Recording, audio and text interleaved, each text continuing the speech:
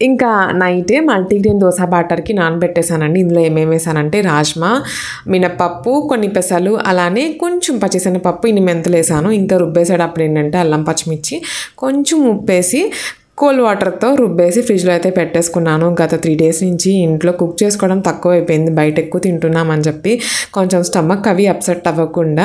So లెగిసిన వెంటనే కొంచెం tea తాగుదాం అనిపించింది. టీ అంటే మిల్క్ టీ కాదు, కొంచెము జీలకర్ర, వాము, సోంపు, అలానే దాల్చిన చెక్క వేసుకుంటే బాగుంటుంది అనమాట. అది దాల్చిన చెక్క వేసి చక్కగా టీ అయితే తాగేసాము.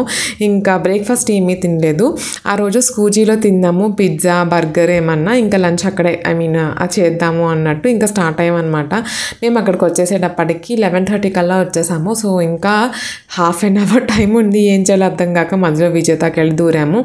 ఇంకా స్కూజీ ఎదురుగుండానే కార్ పార్క్ చేసి ఇంకా ఆన్లైన్లో స్విగ్గీలో అయితే ఇద్దరం ఆర్డర్ చేస్తామన్నమాట. ఒక పిజ్జా అండ్ ఒక బర్గర్.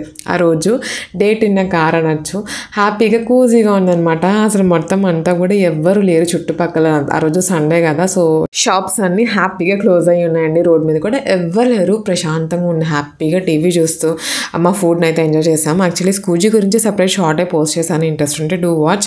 నార్మల్గా రివ్యూ అంటే మామూలుగా నాకేమనిపించింది అంటే పిజ్జా అయితే నాకు అస్సలు ఎక్కలేదు, బర్గర్ అయితే మ్యాడ్ అని చెప్పొచ్చు. సో ట్రై చేయొచ్చు. బర్గర్ అయితే మళ్ళీ తినడానికి అయితే వెళ్తాను, పిజ్జా అయితే నాకు అస్సలు నచ్చలేదు.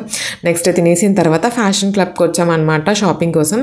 ఈయన ఇన్స్టాగ్రామ్ పేజ్ అంట ఎక్కడో చూసారంట, ఇది సంథింగ్ ఫ్యాషన్ క్లబ్ అనేది ఇన్స్టాగ్రామ్ పేజ్. సో ఆయన చూసారు. ఇందులో ఏంటంటే సెకండ్ క్వాలిటీ అంటే బ్రాండెడ్ షర్ట్స్ ఉంటాయి కదా, సో నాకు అంత తెలియదు, నేను కరెక్ట్గా చెప్తానో లేదు. సో బ్రాండెడ్ ఇమిటేషన్వి చూద్దాము, తీసుకుందాము అన్నట్టు వచ్చాం. సో ఇక్కడికి చూడంగానే క్వాలిటీ అదంతా బాగా నచ్చి ఒక 5-6 షర్ట్స్ వరకు షాప్ చేసాము. బిల్ వచ్చేసి 3,800 అయింది. డైలీ వేర్కే అనమాట.